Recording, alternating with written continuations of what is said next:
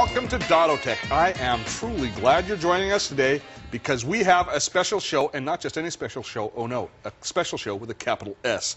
Because today it is a digital photography party, and joining us, the party meister himself, Colin Smith from Adobe, and Adobe is celebrating a birthday. That's right, Photoshop Elements version 5. I knew him when he was such a little gaffer, maybe Photoshop Elements too, but he's come along with it. Actually, Photoshop Elements has grown to be the essential companion for digital cameras. Yep, it's an end-to-end solution, it really is. So what's new in version 5?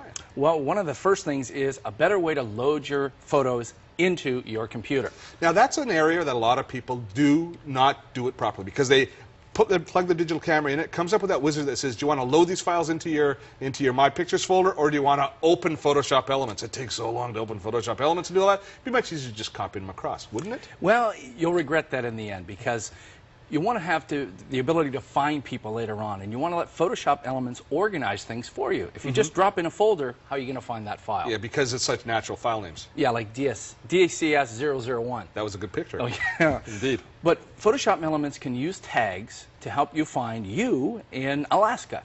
Now, I've always been a big fan of tags. We've shown it a few times in the past. It's great for ordering, but it does take a little bit of time. It takes an investment of time to tag all your photos properly. It's worth it in the long run, but it does take a while. Yeah, it's definitely worth it, but we've got a way to make it even faster. A way to recognize all the faces in your photo and add the tags to them. How does that work? Well, it works simply by clicking on a button right in Photoshop Elements 5 interface called Find Faces for Tagging. And when I click on Good alliteration, too. Yeah, it looks and finds all the faces in the images. Now, how did it do that? Well, it uses very sophisticated facial recognition technology. It's actually looking at a full picture, finding a face, and recognizing that face and showing it to you here. Isn't that something? And so now I can just tag each of those photos. That's right. You've got all of your tags here on the left-hand side, and that's Bill, so you just grab the tag, drop it on Bill, and that one disappears from the list. So this is like a to-do list of all of the faces that I have to tag, which takes, it's got to be the bulk of tagging responsibilities. Exactly. So, and it's very different than the other one where you have to drag multiple tags over the same face. Right. Are these multiple faces from the same picture? Yeah, exactly. In fact, when I click on that picture, you can see in the bottom right where that face is. Oh, isn't so that you'll something? put 4 tags in this one image and maybe another one for San Francisco. Making it easier to tag means people are going to tag, which means people are going to find the pictures when they need. Because just show us quickly how you search for them. Well, if I want to find the places tag, I'll simply click on Vancouver, and boom. All your photos of Vancouver. It's that fine. And how many photos do you have in your collection? There's about 5,000 in that collection. So it shows you how quick it is to find the photos. Really Tagging, fast. Brilliant. Okay, what about editing? Well, editing photos is also very important, but we want to use the power of Photoshop, the big brother, but make it as easy as we can for Photoshop Elements. And that's an important point to understand, that the engine under Photoshop and Photoshop Elements, it's the same engine. Really powerful, but easy to use. So let's put it to use right here. I'm going to find a photo that needs some editing, and it's this underexposed photo right here. Now, this is a special photo to us here at Dotto Tech because Director Kim took this in Montreal, and when she took it, she said, this is for Colin. Yeah, she wanted me to fix this one. We got 2 ways to fix this. Right at the top, if I just pop down this little menu, I can choose to go to Quick Fix or to Full Edit. And most people are going to be happy jumping into Quick Fix. I always use Quick Fix, but here's a difference in this version. Correct me if I'm wrong, but the older version, when I chose Quick Fix, it automatically just went through and fixed it as best it could. Yeah, and we've updated a few more things to make it more powerful, but really, really easy. Okay. For instance, I'm going to grab a before and after so we can see what we're doing. So there's the before on the left, the after is on the right. We've got dark shadows. So to fix this on the right-hand side, we've got a slider to lighten the shadows. Which is one of the most common problems. Yeah. And I'll simply move this over to the right, and you can see the result. This is what still continues to blow me away about digital cameras, is when you got a picture that you think is too dark and the information isn't there, it's really there. We just need to modify it. Oh, yeah. The digital cameras capture so much stuff in the dark areas, and we can pull that out with Photoshop Look, even Elements. the color and the facades is there. Yeah. And cars in the front. You couldn't see them before. That's right. That's so cool. And we can also use this to darken up the highlights. The sky is still a little bit too bright, and we can bring the contrast back like that.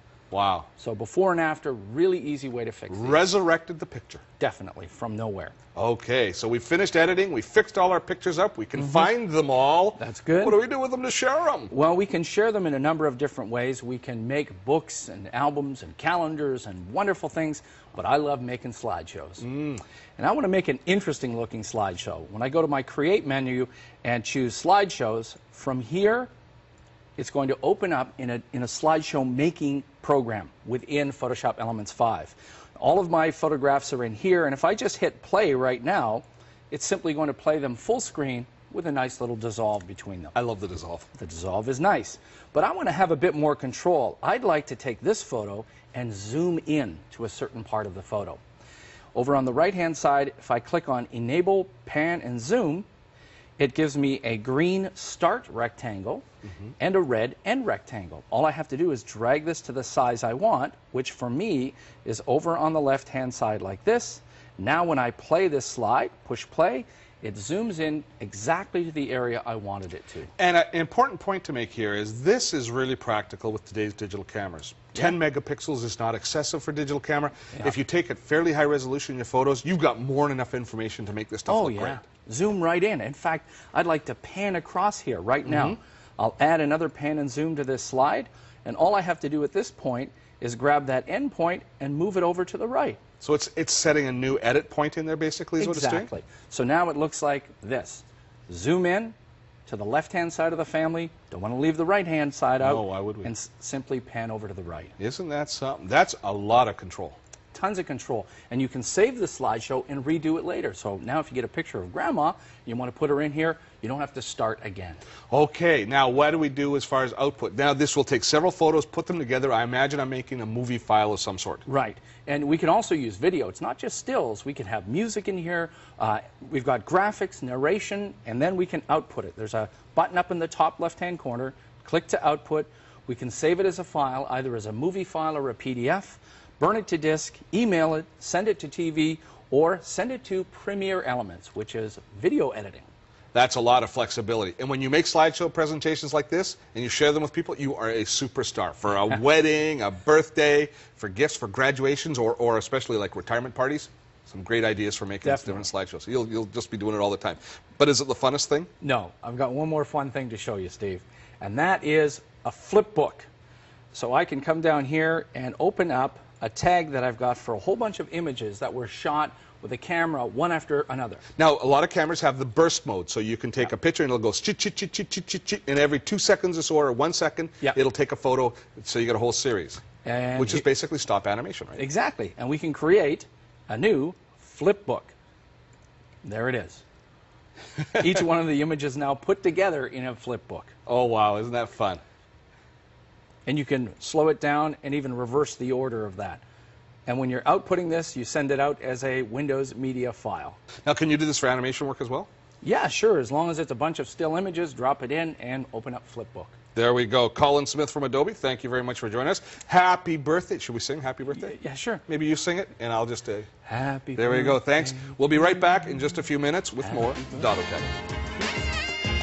Want more information about the items we highlight on the show? Then make sure you drop by our website at dottotech.com. You'll find details about the products we cover, episode descriptions, and lots of cool features.